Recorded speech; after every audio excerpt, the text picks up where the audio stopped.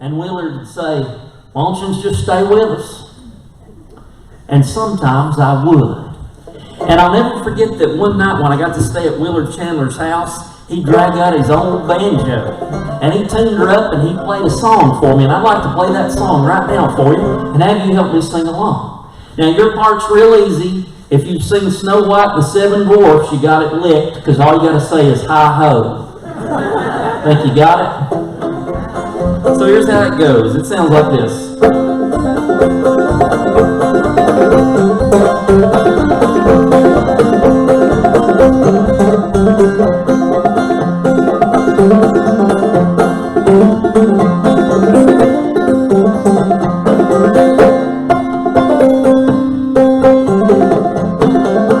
Well, the boatman dancing, the boatman singing, the boatman does most any old thing. When the boatman comes to shore, play for pennies and dance for more dance. Well, dance, boatman, dance, dance all night. Broad daylight, go home with the girls in the morning. Hi-ho, boatman, roll forth down the river, call the Ohio. That's your part, are you ready? Just yell hi-ho. 1, 2, you know what to do. Hi-ho, boatman, roll forth down the river, call the Ohio. That's it.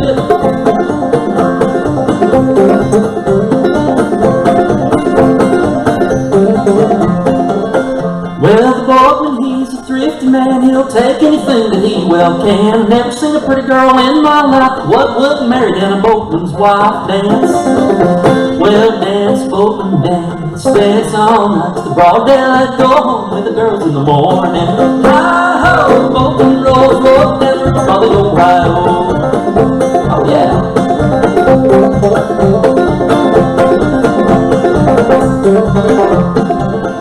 Well, when the boatman blows his horn, you better watch out or your daughter's gone. He took my sheep and he took my goat. He put them in a sack and he put them on the boat. Dance, well, dance, boatman, dance, dance all night. Broad daylight, go home with the girls in the morning. Hi-ho, boatman, roll forth down the river, call the Ohio. One more time. Hi-ho, boatman, roll forth down the river, call the Ohio. Give yourself a hand.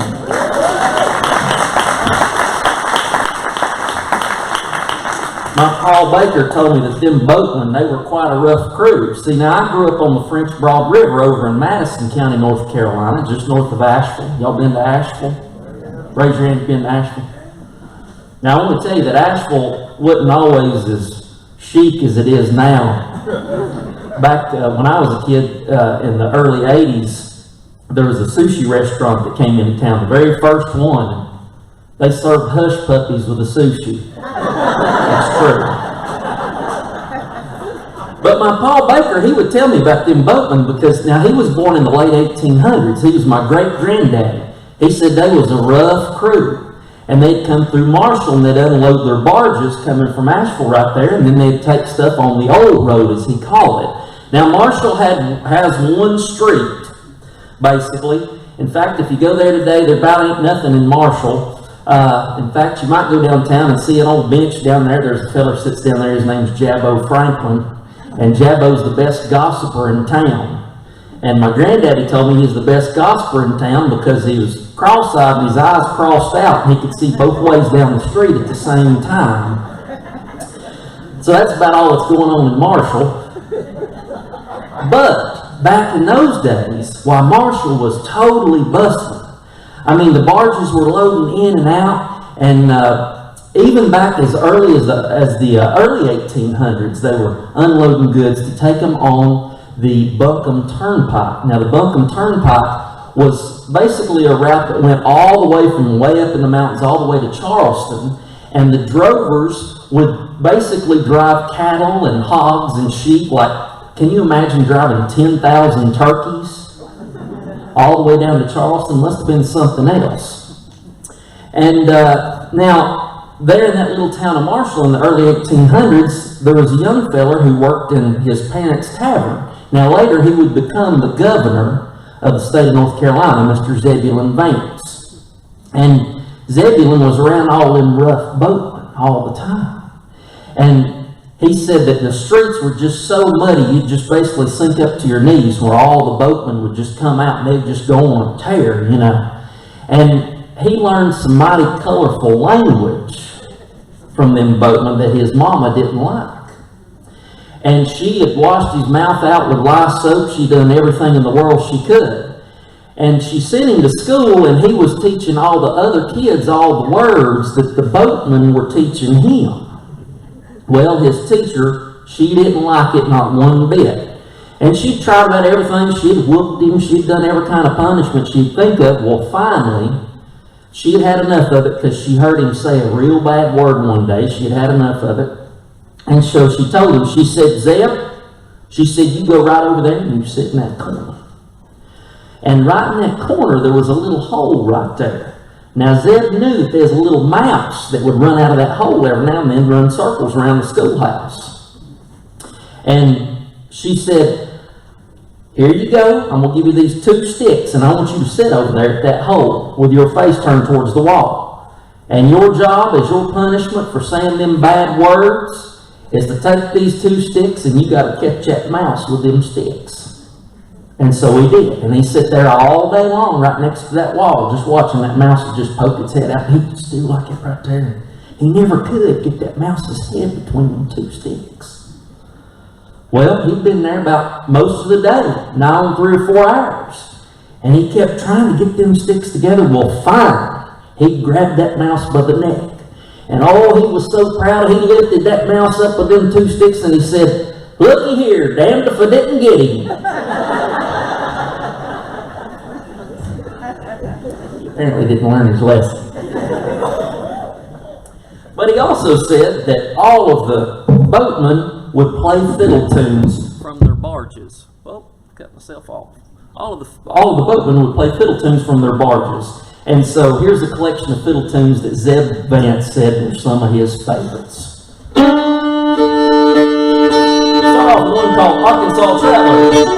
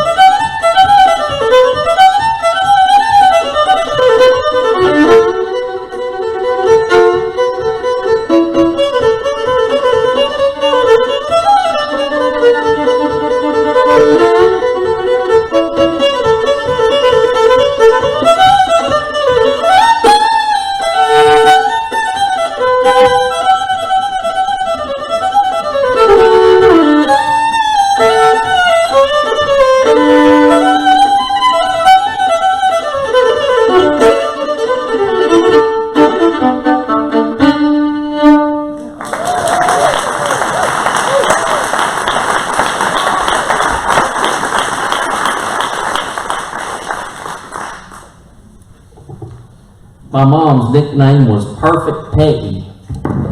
Perfect Peggy did no wrong. Perfect Peggy had the most perfect script. Perfect Peggy never got in trouble. Perfect Peggy got straight A's. Perfect Peggy never said bad words. Perfect Peggy never had alcohol touch her lips unless it was in cough syrup. Perfect Peggy was like Mary Poppins, practically perfect in every way. I prided myself in being like my mother. I thought that we were just alike. Now, my sister and my dad, they were alike. Now, here's a typical day at the Goforth household. My mother and myself facing each other in different chairs with a book in our hands.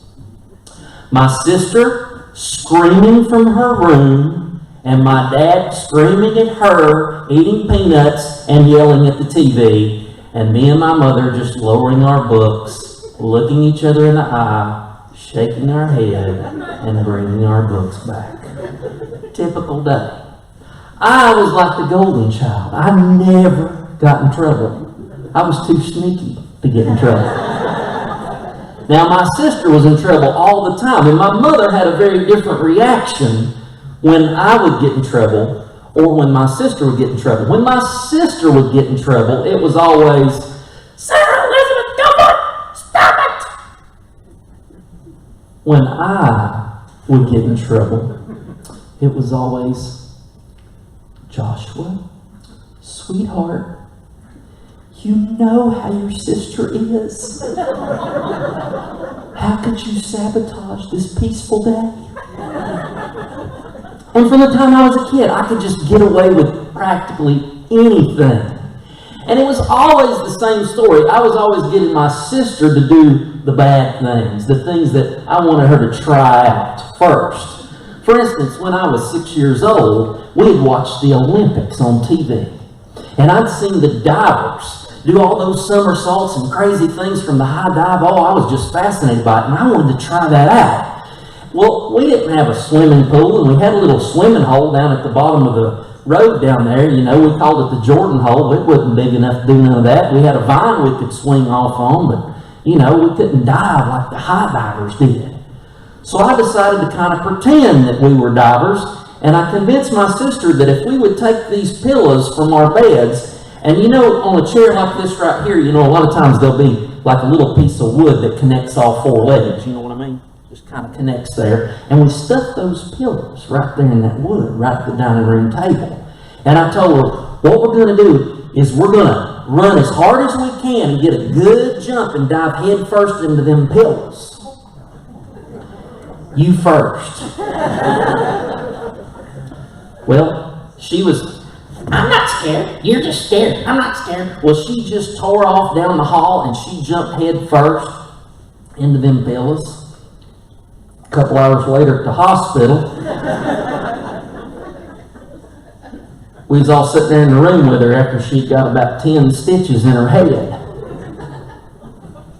And Mom said, "What in the world were you thinking? You ought to know better than that. You ought to know not to dive head first into a wooden chair. Well, what were you thinking?" And my sister looks at me and said, "It was him." And of course, I went like this, played the fool, you know, didn't say anything. And there my mom and dad are sitting there, my sister's sitting there, I'm sitting.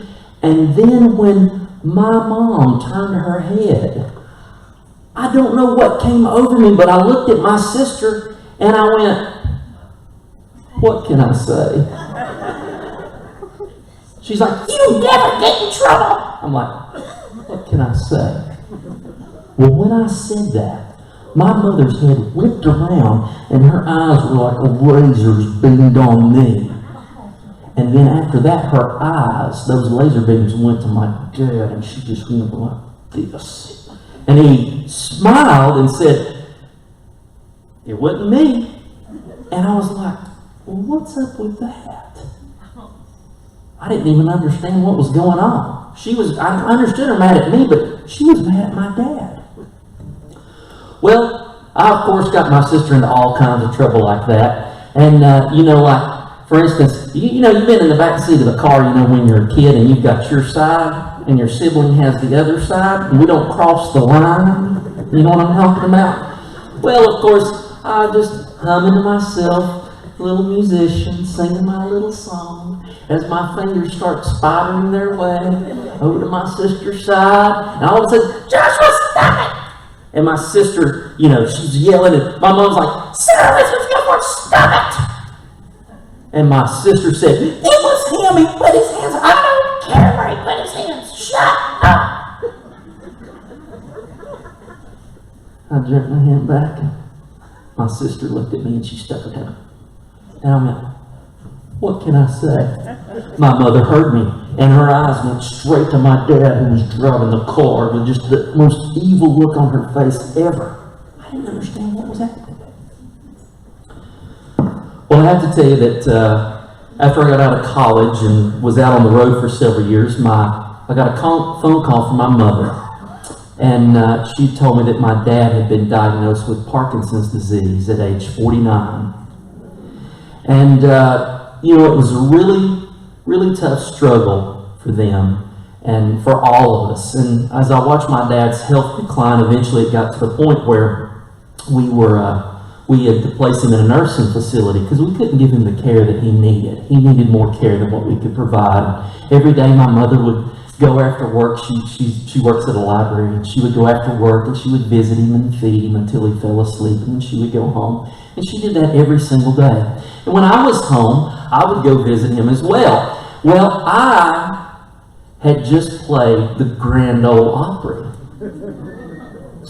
And I'd been on the main stage of the Grand Ole Opry. They had held it at the Ryman Auditorium. And I was so excited to come tell my story because I had stood where Hank Williams had stood.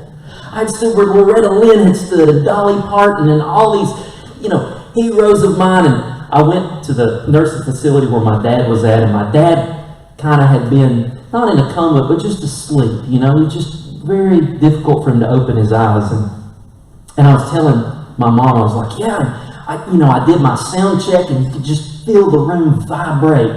And I'm like, and it was just so amazing, and I was scared to death, but I can't believe I got to stand on the same stage where Earl Scruggs and Bill Monroe stood, and bluegrass music was created. And my sister was like, you always get to do all the fun things. Everything you do, traveling all around the world. You get to go to Ireland, you get to go to Scotland, you get to go to Switzerland. I wish I could go to Switzerland. And I went, what can I say? And my dad's eyes quivered, and a smile came to his face. And he opened his eyes and he looked at my mother. And my mother just went like this. And I had no clue what it was about. Fast forward to this very day, April the 8th, 4 years ago. And my dad died that day. It was a relief for him. He was out of his pain. And that very night, probably right around this time, we went home to my mom's house. And we were just looking through old photographs and everything, all the vacation pictures, of my dad, sticking his head through the, the plywood thing where it's got the bodies painted on it, and my dad with his big golf cap on, and there was some guy in the state of North Carolina whose last name was spelled Genius, and so my dad had just had his thumb up like this going, genius. And, looked through all these photos, and we pulled out all of his old yearbooks. And all the yearbooks, of course, it's like, see you next year, and have a great summer, and all the teachers had signed it, and I kept flipping through it. And there on the page was the most perfect script, all the little I's dotted, all the little T's crossed. It was the script of perfect Peggy, practically perfect in every way. And she said, dear Keith, comma. She said, I love you more and more every day. I hope to spend the rest of my life with you. And she went on and on. Love, Peggy. Perfect, my mom, perfect G's, perfect Y. P.S. Drop your habit of saying, what can I say?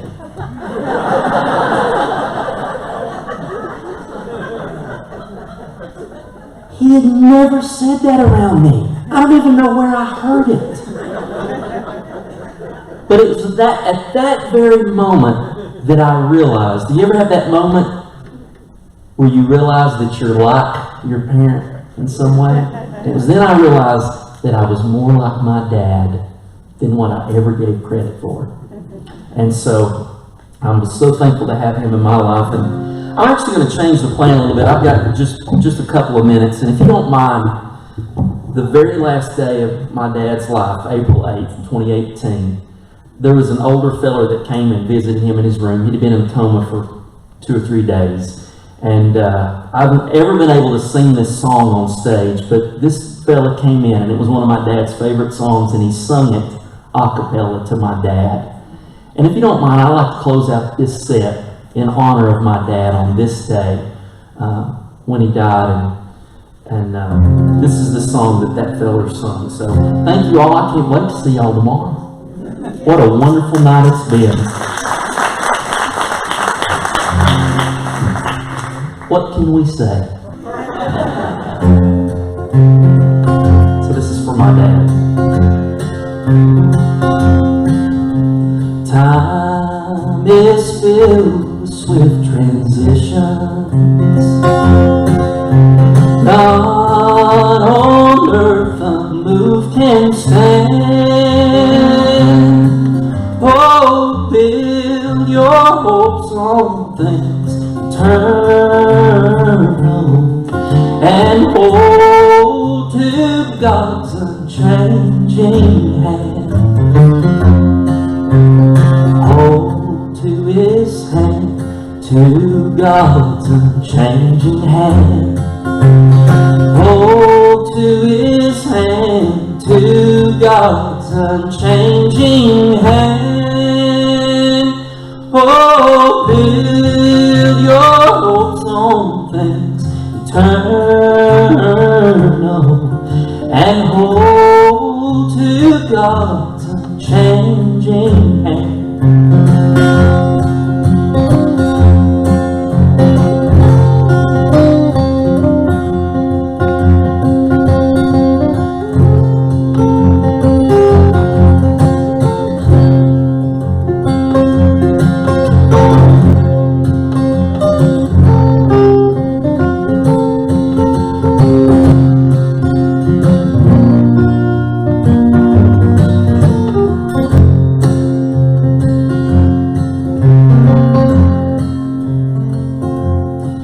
And when your earthly race is over,